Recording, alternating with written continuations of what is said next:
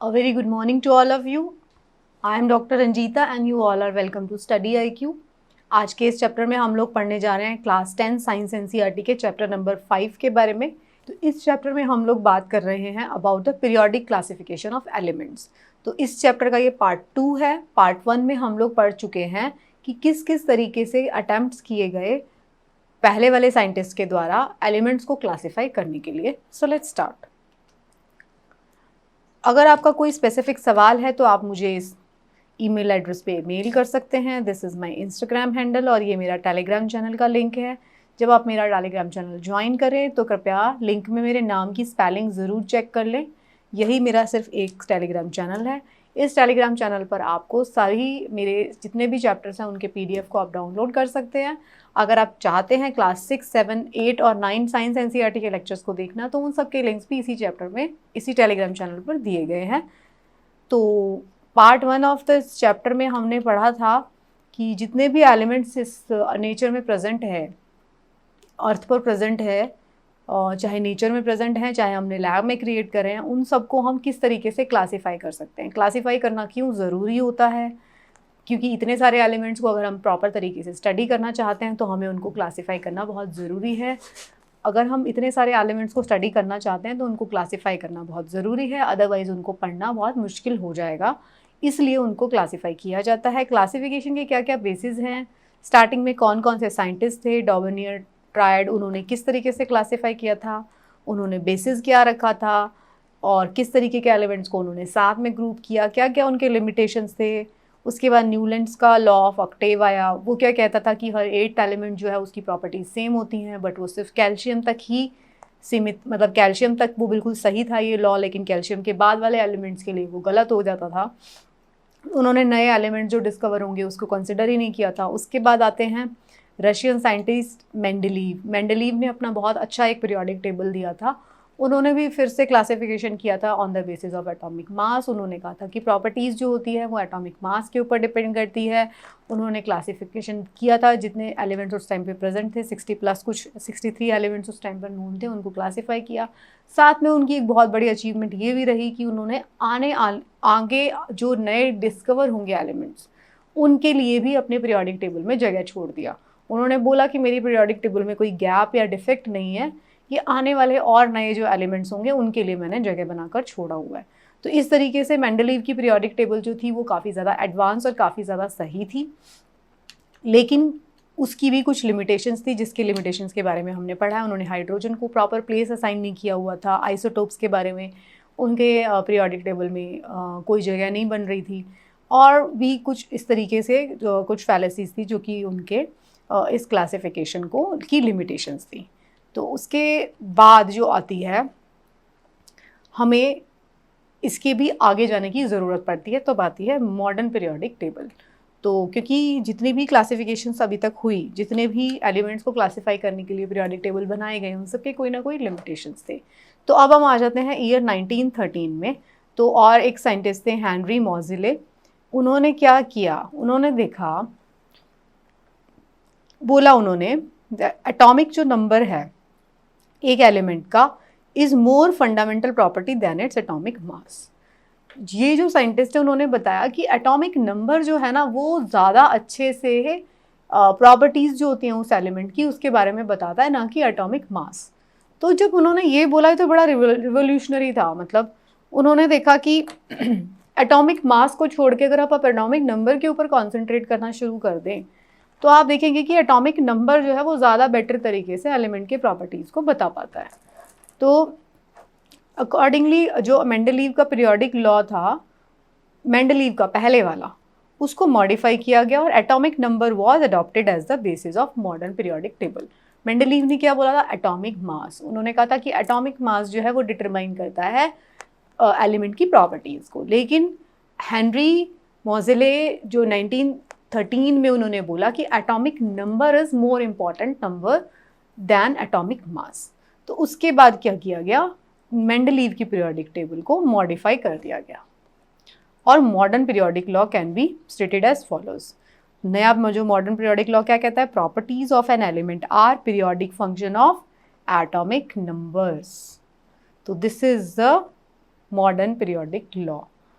Properties of element are periodic function of their atomic number. उनका जो atomic number होता है उसको पीरियोडिक रिपीट करते रहते हैं, तभी वो उनकी एटॉमिक प्रॉपर्टीज के बारे में बताता है एलिमेंट की। तो ये जो था एटॉमिक मास की जगह पे एटॉमिक नंबर को यूज़ करना शुरू कर दिया गया। तो हम देखते हैं, याद करिए एटॉमिक नंबर वाज क्या था, एटॉमिक नंबर क्या होता है बताओ। हमने एटम का एक स्ट्रक्चर देखा था, ये एटम है, इसके अंदर न्यूक्लियस है, इसके अंदर प्रोटॉन्स होते हैं, इसके अंदर न्यूट्रॉन्स होते हैं और इलेक्ट्रॉन्स चक्कर लगा रहे हैं चारों तरफ। तो मैंने आपको बताया था पुराने पहले वाले केमिस्ट्री के लेक्चर्स में ही, जो नंबर ऑफ प्रोटॉन्स जितने प्रेजेंट होते हैं एक एटम के अंदर वो उसका एटॉमिक नंबर होता है। ठीक है, तो ये इसमें आपको कोई कन्फ्यूजन नहीं होना चाहिए। तो एटॉमिक नंबर क्या है? Number of protons in the nucleus of an atom, and this number increase by 1 in going from one element to another element। अगर एक एलिमेंट दूसरे एलिमेंट से कैसे डिफरेंट होगा, उसके नंबर ऑफ प्रोटॉन जो है एक एक नंबर जंप करते जाएंगे। मतलब हाइड्रोजन के बाद हीलियम, हीलियम के बाद लिथियम, तो उनके अंदर क्या डिफरेंस है? उनके प्रोटॉन में एक एक का गैप है। हाइड्रोजन के अंदर 1 प्रोटॉन है, हीलियम के अंदर 2 प्रोटॉन्स हैं, लिथियम के अंदर 3 प्रोटॉन्स हैं। ठीक है, एलिमेंट्स जब अरेंज होते हैं in order of there increase atomic number led us to the classification known as modern periodic table।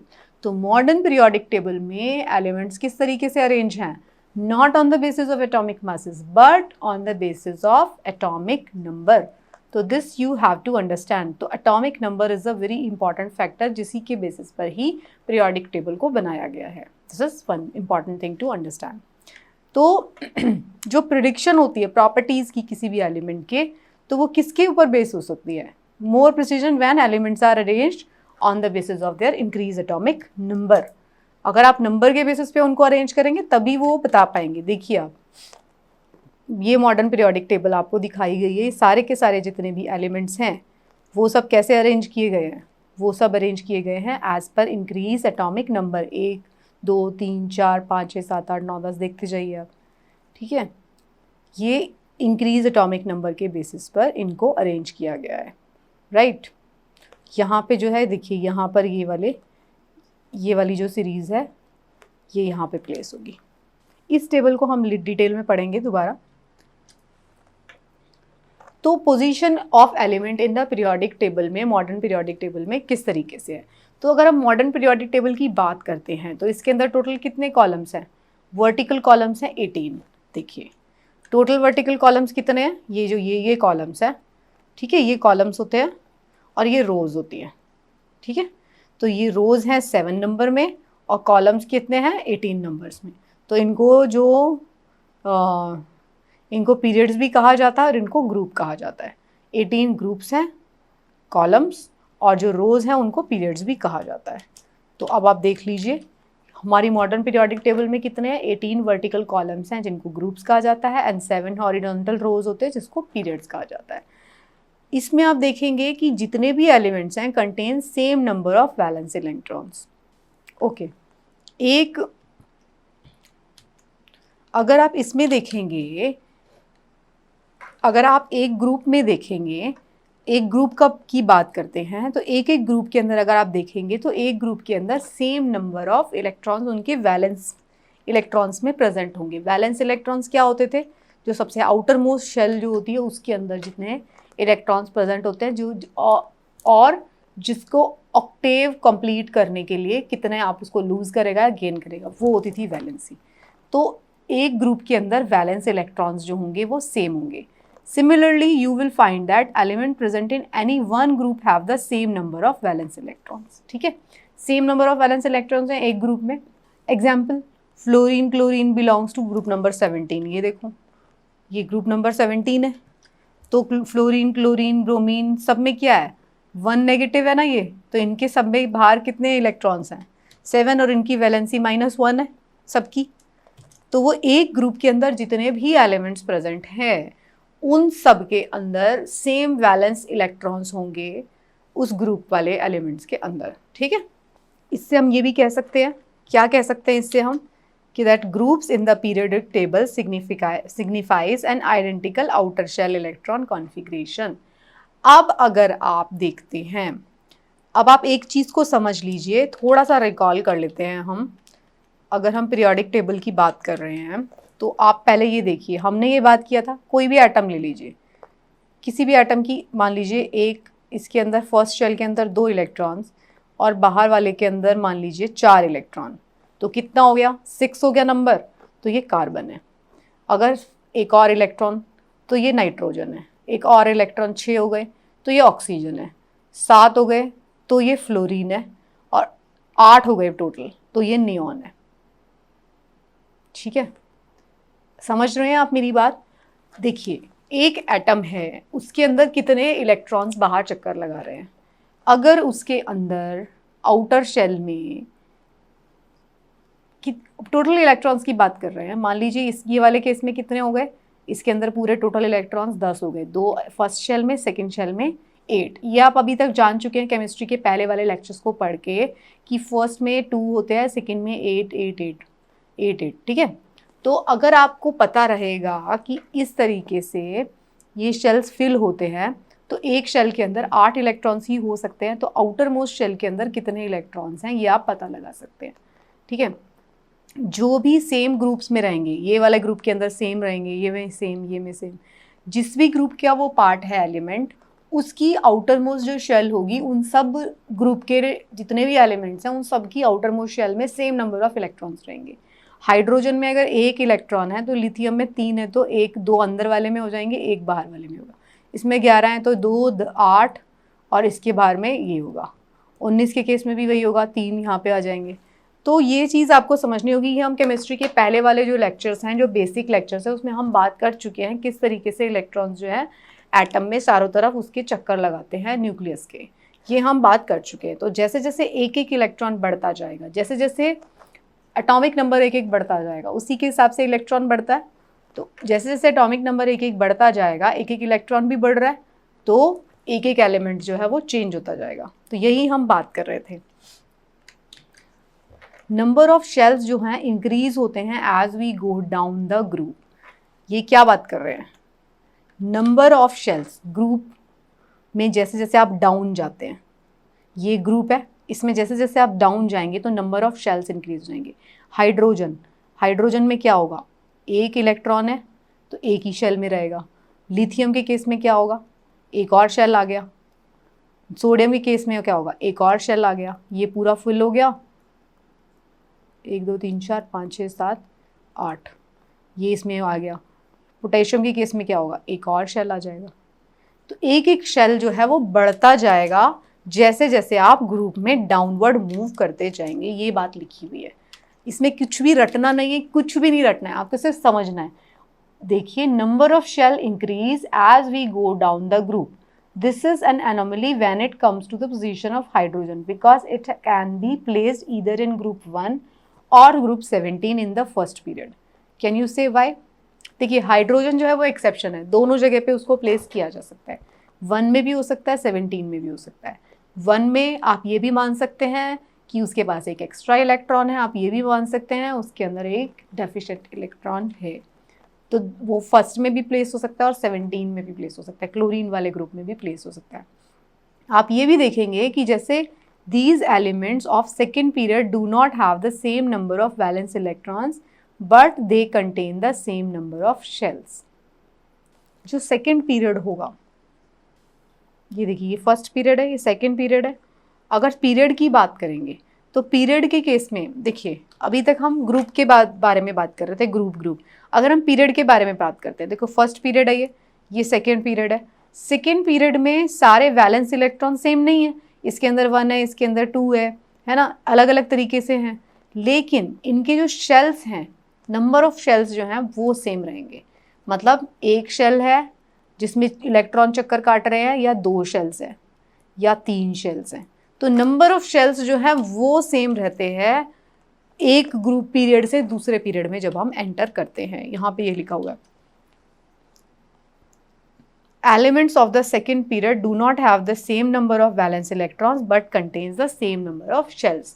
उनके शेल का नंबर सेम रहेगा एक पीरियड के अंदर। एक ग्रुप के अंदर जैसे जैसे डाउन जाएंगे नंबर ऑफ शेल्स बढ़ते जाएंगे। फिर क्या है, एक और ऑब्जर्वेशन है, number of valence shells electrons increase by 1 unit as the atomic number increase by 1 unit on moving from left to right in the period. जैसे ही आप लेफ्ट टू राइट मूव करेंगे पीरियड में, लेफ्ट से right की तरफ move कर रहे हैं, तो एक एक वैलेंस इलेक्ट्रॉन बढ़ता जाएगा, एक एक एक एक एक एक वैलेंस इलेक्ट्रॉन बढ़ता जाएगा जब आप लेफ्ट टू राइट। ये जनरल ऑब्जर्वेशन बात कर रहे हैं हम पीरियोडिक टेबल के, ठीक है। और we can say that atom of different element with the same number occupied shells are placed in the same period. मतलब atoms of different element with same number of occupied shells are placed in same period। ये तो हमने बात किया था, एक number of shells जो हैं वो पीरियड में सेम रहेंगे, यही मतलब है इसका। सोडियम, मैग्नीशियम, एल्यूमिनियम ये सब are belong to third period of the modern periodic table since the electron in the atoms of these elements are filled in KLMN shells. अब हम बात करते हैं, ये हमने कुछ जनरल ऑब्जर्वेशन की बात की कि अगर आप पीरियोडिक टेबल में एक पीरियड से दूसरे पीरियड, एक पीरियड के अंदर जितने एलिमेंट्स होंगे उन सब के अंदर नंबर ऑफ शेल्स सेम रहते हैं। एक ग्रुप का मतलब होता है उसके अंदर number of valence electron same है। जैसे जैसे आप पीरियड में अपवर्ड से डाउनवर्ड जाएंगे तो नंबर ऑफ शेल्स जो हैं वो इंक्रीज होते जाएंगे, ठीक है। तो फिर हम कुछ और ट्रेंड देखते हैं मॉडर्न पीरियोडिक टेबल में जो हमें दिखाई देते हैं। वैलेंसी क्या होती है? वैलेंसी होती है, valency of an element is determined by the number of valence electrons present in the outer most shell of its atom. वही उसकी वैलेंसी डिसाइड करता है, ठीक है। एटॉमिक साइज क्या होता है? Atomic size refers to the radius of an atom. The atomic size may be visualized as the distance between the centre of the nucleus and the outer most shell of an isolated atom. Atomic size क्या होता है? मान लीजिए ये atom है, इसका ये nucleus है, इसके अंदर प्रोटॉन, न्यूट्रॉन है, इलेक्ट्रॉन्स इसके चारों तरफ चक्कर काट रहे हैं। एक शेल है, उसके पास 2 शेल हैं, ठीक है। मान लीजिए लिथियम है तो इसका एटॉमिक साइज़ इतना होगा। अगर ये सिर्फ हाइड्रोजन है तो इसका एटॉमिक साइज़ इतना होगा। अगर ये एक और मान लीजिए कुछ और सोडियम है तो इसके अंदर एक शेल और हो जाएगा तो इसका थोड़ा बड़ा हो जाएगा शायद साइज़। तो एटॉमिक साइज़ क्या होता है? Distance between the centre of the nucleus and the outer most shell of an isolated atom. जो आइसोलेटेड एटम है उसकी आउटर मोस्ट शेल और उसके न्यूक्लियस के बीच में जो डिस्टेंस है वो। जो एटॉमिक रेडियस होगी हाइड्रोजन एटम की 37 पिकोमीटर है अगर हम उसको लेते हैं तो। फिर बात करते हैं metallic and non metallic property. जो मेटल्स होंगे जैसे कि sodium, magnesium are toward the left hand side of the periodic table. Non metals होंगे वो हमेशा क्या होंगे? राइट हैंड साइड पर होंगे। मिडल में क्या होगा? Silicon which is classified as semi metal और मेटलॉइड, ठीक है, जो कि दोनों की प्रॉपर्टी शो करता है। In modern periodic table, a zigzag line separate metal from non-metal. The borderline element boron, silicon, germanium, arsenic, ये are intermediate properties, इनको हम कहते हैं metalloids। तो अब ये बात समझ लीजिए आप ये वाली periodic table देखिए। जब आप ये periodic table देखते हैं, अब आप थोड़ा सा मुझे यहाँ पे आपकी attention चाहिए। इस periodic table की अगर हम बात करते हैं तो आप इसको देखिए। जब भी आप ऐसे पूरे सारे एलिमेंट्स को देखेंगे तो क्या होगा? पीरियोडिक टेबल में सारे के सारे एलिमेंट्स किस तरीके से अरेंज है? In increasing order, increasing as पर increasing order of their atomic number. Atomic mass के फॉर्म में अरेंज नहीं है, एटॉमिक नंबर 1 2 3 4 5 6 आप देखते जाइए, सारे के सारे इस तरीके से अरेंज है। फिर दूसरी बात हमने अभी देखा कि अगर हम एक ये क्या है? ये सारे के सारे 18 टोटल ग्रुप्स हैं और 7 ये जो रोज हैं ये क्या हैं?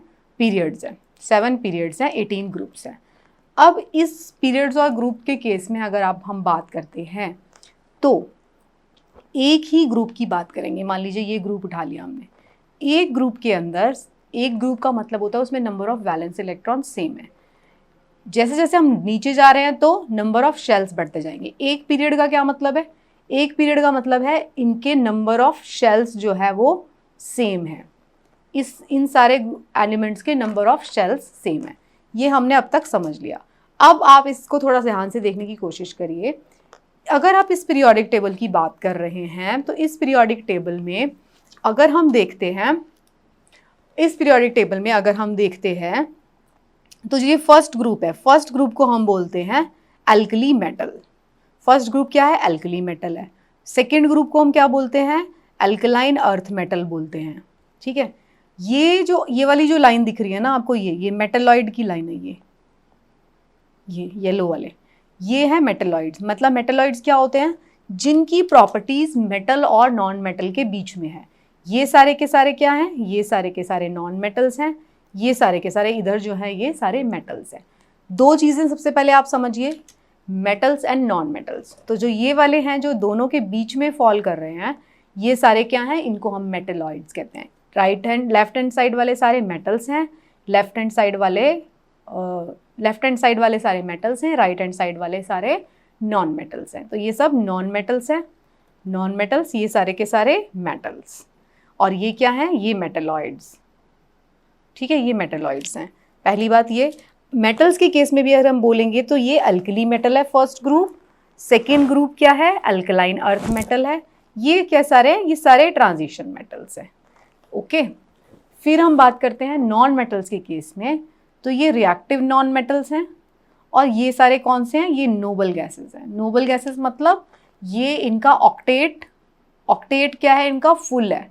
अगर इनका ऑक्टेट फुल है, हमने क्या बात की थी, कोई एटम कब रिएक्टिव होता है, जब उसको हर एक एटम की टेंडेंसी होती है कि उसको अपना ऑक्टेट कंप्लीट करना है। अगर उसका ऑक्टेट कंप्लीट हो जाता है तो वो why would that atom will react, वो रिएक्ट ही नहीं करेगा।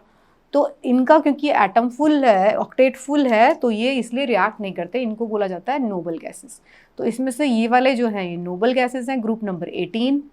ये जो है highly reactive metals, non metals होते हैं। ये मेटलॉइड्स होते हैं जिसके अंदर दोनों की प्रॉपर्टीज़ हैं, मेटल की भी और नॉन मेटल की, दोनों के बीच में है।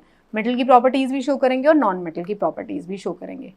और क्या है, ये जो सीरीज़ है इनको लेंथेनाइड सीरीज़ बोलते हैं, ये वाली। ठीक है, ये वाली सीरीज़ को एक्टिनाइड सीरीज़ बोलते हैं। और ये कहाँ पर प्लेस है, ये देखिए यहाँ पर आए, एक्टिनाइड सीरीज़, लेंथेनाइड सीरीज़। ठीक है, अगर हम बात करते हैं फर्स्ट रो के अंदर, ये 1 2 3 4 5 6 7 टोटल पीरियड्स हैं। तो फर्स्ट पीरियड के अंदर कितने एलिमेंट्स हैं, 2। सेकेंड के अंदर 8, थर्ड के अंदर 8, फोर्थ के अंदर 18, फिफ्थ के अंदर 18, सिक्स्थ के अंदर 32, सेवन्थ के अंदर 32। ये वाले यहाँ पे भी, ये वाले जो हैं ये यहाँ ऐड होंगे, ये actinide series, lanthanide series, actinide series. तो ये हमारी पीरियोडिक टेबल है पूरी, जिसको आप पूरा रीड कर सकते हैं आपको समझने के लिए किस तरीके से। ये जो है इस साइड पर होंगे नॉन मेटल्स, इस साइड पे हैं नॉन मेटल्स, इस साइड पे हैं metals, and this is the classification. इसमें हमने आपको मेटलॉइड्स बता दिया। ये पूरी की पूरी पीरियोडिक टेबल है। इस पीरियोडिक टेबल में देखिए आप कहाँ, जैसे ये एक हाइड्रोजन वाला कॉलम को यहाँ पे दिखाया गया है, तो सबसे ऊपर क्या लिखा होता है, एटॉमिक नंबर लिखा होता है। फिर क्या लिखा होता है, सिंबल लिखा होता है, जो भी उस वाले एलिमेंट का सिंबल होगा।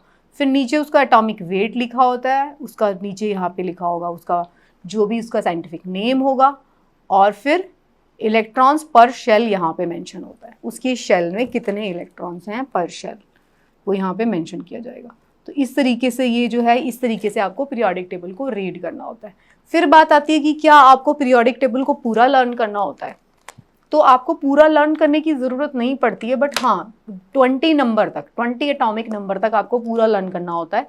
वो उसको 20 एटॉमिक नंबर तक लर्न करने के लिए आपको निमोनिक्स बनाने की ज़रूरत नहीं है, आप उसको सीक्वेंस में याद कर सकते हैं। Hydrogen, helium, lithium, beryllium, boron, carbon, nitrogen, oxygen, fluorine, neon, मतलब आप उसको 10 बार पढ़ेंगे 20 नंबर तक, कैल्शियम तक, तो आपको याद हो जाएगा। फिर बहुत सारे आपको यहाँ पे मिलेंगे।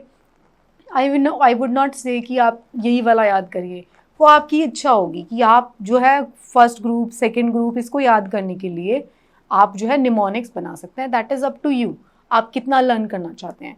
हाइड्रोजन, लिथियम, सोडियम, पोटेशियम, इसको आप क्या कहते हैं, पूरे ग्रुप को लर्न करने के लिए आप निमोनिक बना के उसको एक एक ग्रुप को लर्न कर सकते हैं। बट ट्रस्ट मी, आपको निमोनिक बना के इन ग्रुप्स को लर्न करने की कोई ज़रूरत नहीं पड़ती है। आपको कोई ऐसा सवाल नहीं आता जिसमें कि आपको ये ज़रूरत पड़े कि आपको उस ग्रुप को लर्न करना था। अगर आपको 20 नंबर तक, एटॉमिक नंबर तक वैसे ही याद है सारे एलिमेंट्स, और बाकी का आपको थोड़ा सा आइडिया होता है, जैसे जैसे आप पढ़ते जाएंगे, बार बार जब आप रिपीट मोड में पढ़ते हो, आप इस पीरियोडिक टेबल को देखते भी हो, तो आपको पता चल जाता है धीरे धीरे कि ये जो है ये कौन से ग्रुप का एलिमेंट है। आपको कुछ ना कुछ आइडिया हो जाता है कि ये कौन से ग्रुप का एलिमेंट है, इसके क्या प्रॉपर्टीज़ होंगे। तो न्यूमोनिक के साथ लर्न करने के लिए तो आई विल स्ट्रांगली डिस्करेज। 20 तक आप जो है उसको वैसे ही लर्न कर लीजिए। 10 बार अगर आप दिन में पढ़ेंगे तो आपको ये वैसे ही लर्न हो जाएंगे, ठीक है। तो इस तरीके से पीरियोडिक टेबल को पढ़ना होता है। तो अब हम बात कर लेते हैं, कुछ इसके प्रॉपर्टीज़ के बारे में हम बात कर रहे थे। तो आपने देखा मेटल और नॉन मेटल के बीच में मेटलॉइड्स होते हैं जो दोनों की प्रॉपर्टी शो करते हैं। फिर हम बात कर रहे हैं, as the effective nuclear charge acting on the valence shell electron increase across a period, the tendency to lose electrons will decrease। ठीक है, जैसे जैसे इलेक्ट्रॉन जो चार्ज इंक्रीज होता जाता है, tendency to lose electron decrease करती जाती है। तो ऑब्वियस ही बात है, मान लीजिए लिथियम है, उसके पास एक एक्स्ट्रा इलेक्ट्रॉन पड़ा हुआ है तो वो उसको लूज करना चाहेगा। ऑब्वियस ही बात है, उसको ऑक्टेट कंप्लीट करने के लिए 7 इलेक्ट्रॉन्स तो कोई देगा नहीं, तो वो क्या चाहिए होगा, उसको बोलेगा कि ठीक है यार मेरा एक इलेक्ट्रॉन भी ले लो ताकि मेरा शेल कंप्लीट हो जाए। तो जैसे जैसे आप इस तरफ जाएंगे, 7 इलेक्ट्रॉन जिसके पास है क्लोरीन, तो वो अपने 7 इलेक्ट्रॉन्स क्यों लूज़ करेगा, वो बोलेगा कि एक इलेक्ट्रॉन मुझे दे दो। तो उसकी टेंडेंसी क्या होगी, उसकी टेंडेंसी होगी टू गेन इलेक्ट्रॉन। ओके, तो उसी तरीके से इसमें कोई रॉकेट साइंस नहीं, इसमें कुछ लर्न नहीं करना है आपको लॉजिक। जैसे कि हमने कार्बन कंपाउंड्स के बारे में बात किया था, कार्बन के आउटर शेल में कितने इलेक्ट्रॉन्स बचे थे, उसके आउटर शेल में थे 4 इलेक्ट्रॉन्स। अब 4 इलेक्ट्रॉन्स ऐसा वाला नंबर आ गया ना, उसको लूज करना भी आसान नहीं है, गेन करना भी आसान नहीं है। तो इसीलिए कार्बन बहुत ज़्यादा रिएक्टिव बन जाता है। डाउन द ग्रुप अगर हम जाते हैं तो effective nuclear charge experience by valence electron is decreasing because the outer shell electrons are further far away from the nucleus. ये क्या कहने की कोशिश कर रहा है, मैंने आपको बताया था कि जैसे जैसे जो है, जैसे जैसे हम मान लीजिए लिथियम की बात कर रहे हैं, उसमें क्या होगा, उसमें क्या होगा, एक इलेक्ट्रॉन आउटर शेल में, उसके नेक्स्ट वाला जाएंगे तो हमें 2 शेल्स बन गई, फिर उसके नेक्स्ट वाला अगर आप देखेंगे तो उसमें 3 शेल होगी। ऐसा ही होता है। अगर आप पीरियोडिक टेबल में डाउन मूव करते हैं तो हाइड्रोजन के पास 1 शेल थी, लिथियम के पास 2 शेल है, सोडियम के पास 3 शेल है।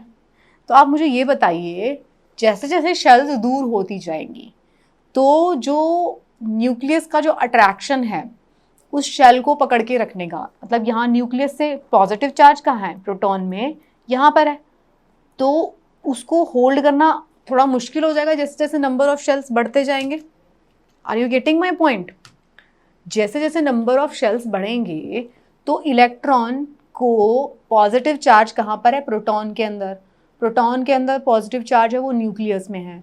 तो जैसे जैसे आप न्यूक्लियस से दूर जाएंगे, नंबर ऑफ शेल्स बढ़ते जाएंगे, तो सबसे जो बाहर वाला इलेक्ट्रॉन है उसको होल्ड करना थोड़ा मुश्किल हो जाएगा। ये देखिए, यही यहाँ पे लिखा हुआ है, metallic character down the group the effective nuclear charge experienced by valence electron is decreasing because the outermost electrons are farther away from the nucleus।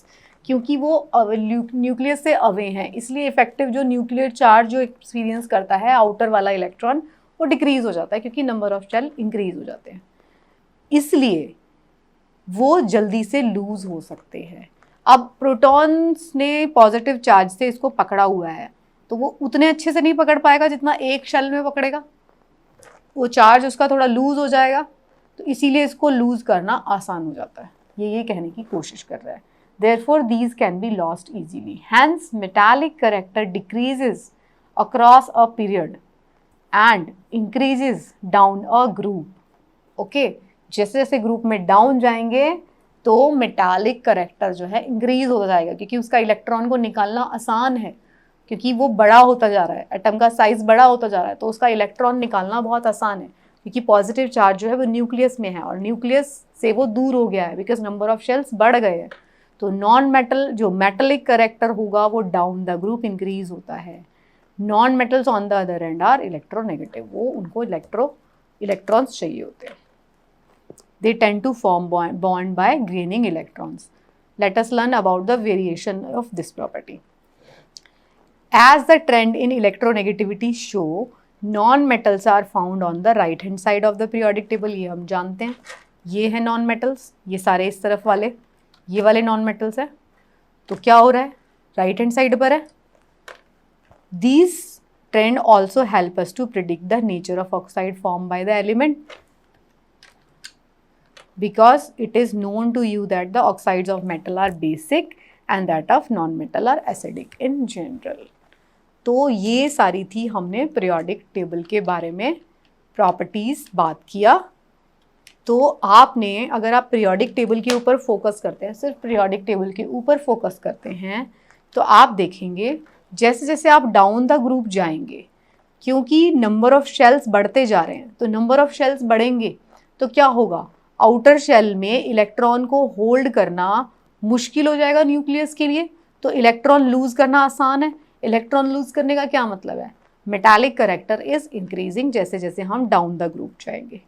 जैसे जैसे हम पीरियड में लेफ्ट टू राइट जाएंगे तो मेटालिक करेक्टर डिक्रीज होगा, क्योंकि number of electrons outer shell में बढ़ रहे हैं और इलेक्ट्रोनेगेटिव करेक्टर बढ़ रहा है, मतलब टेंडेंसी टू गेन इलेक्ट्रॉन्स बढ़ रहा है। क्योंकि यहाँ पे आउटर मोस्ट शेल में मान लो क्लोरीन की तरफ शिफ्ट होते हो आप, तो क्लोरीन क्या करता है, क्लोरीन इलेक्ट्रोनेगेटिव है, उसको चाहिए इलेक्ट्रॉन, तो वो मेटालिक करेक्टर को खत्म कर रहा है, वो नॉन मेटालिक करेक्टर को बढ़ा रहा है। I hope this much is understood. तो ये पीरियोडिक टेबल थी। आपको स्टार्टिंग में लगेगा थोड़ा सा ये केमिस्ट्री का पूरा, जितनी केमिस्ट्री हमने अभी क्लास 10 लेवल तक जो हम पढ़ रहे हैं, ये पूरा का पूरा उसका समराइज था, ये पूरा हमने समराइज किया है।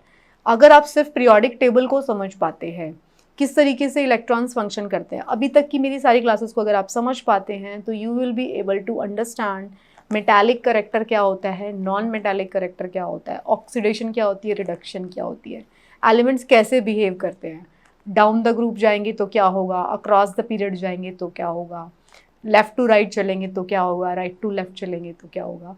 So this is very interesting. I hope आपको समझ में आया होगा, और जिस किसी को नहीं समझ में आया तो काइंडली केमिस्ट्री के पहले वाले लेक्चर्स को ज़रूर देखें, so that you can understand little bit basic, electron क्या होता है, प्रोटॉन क्या होता है, और वो किस तरीके से सर्कल करते हैं उसके बीच में। Otherwise this is a very very interesting chapter. अगर आपको ये चैप्टर समझ में आता है तो आपको केमिस्ट्री, अगर आप 11th-12th केमिस्ट्री जब भी पढ़ते हैं, या 11th-12th केमिस्ट्री ना भी पढ़ते हैं, क्योंकि आप लोग जो है कॉम्पिटिटिव एग्जाम्स के लिए पढ़ रहे हो, तो अगर आप इस चैप्टर को समझ पाते हैं, केमिस्ट्री के अब तक के चैप्टर्स को समझ पाते हैं, तो you will be able to understand chemistry in a greater depth. आपको बहुत अच्छे से समझ में आएगी। आपको ये समझ में आएगा कि कोई पर्टिकुलर एलिमेंट जो है वो ऑक्साइड क्यों बना रहा है उसके साथ, या उसका रिडक्शन क्यों होता है पर्टिकुलर एलिमेंट का। तो ये सारे के सारे जो और एडवांस सवाल हैं, ये आप जो है समझ पाएंगे। So thank you so much. I have tried my best to make you understand in the easiest manner. Thank you so much and keep studying. Best of luck for your preparation.